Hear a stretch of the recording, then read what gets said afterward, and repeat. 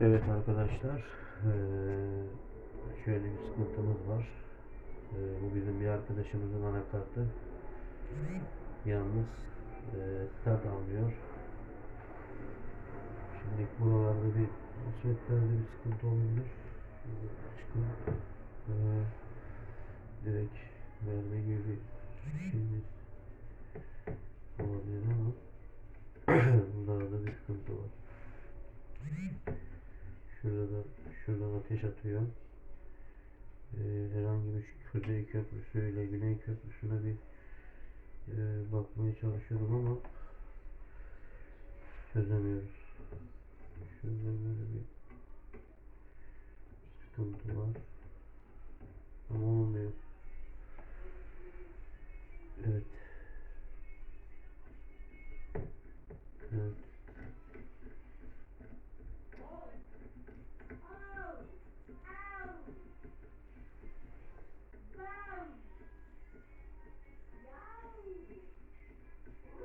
Evet. Güç kaynağında bir sıkıntı olabilir. Şimdi bir bakacağız. Bir dakika.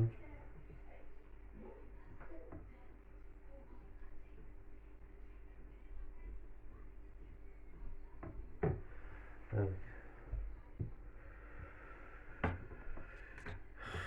Şimdi şunu bir sökelim. Evet. Diğer bu arkadaşın güç kaynağı çalışmıyor. Benim nerede öteki güç kaynağımız? Bundan çalışıyoruz. Evet burada. Burada 400'lük güç kaynağı. Power supply. Bir de bununla deneyeceğiz.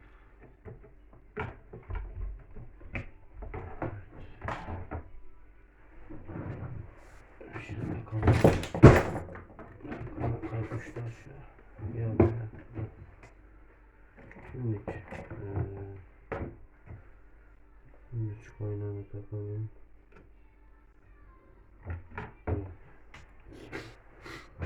Şimdi bunda bir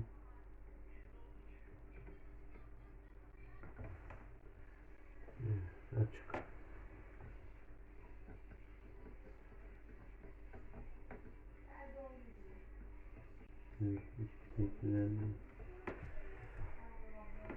Şunu çıkarıp da bire taksak ne oluyor?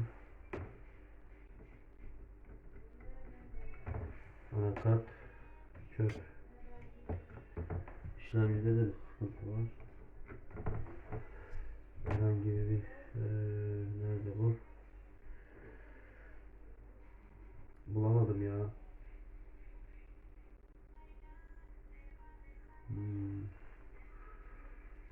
Tik almıyor.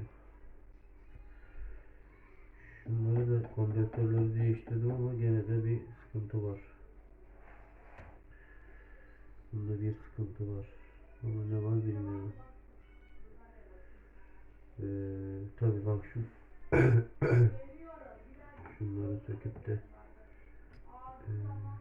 şöyle böyle taksak, voltajı ters versek yok. Ateş falan çalışmıyor.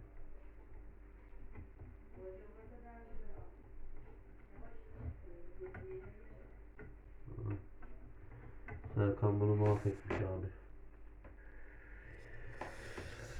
Evet arkadaşlar, kolay gelsin. Videomu kapatıyorum.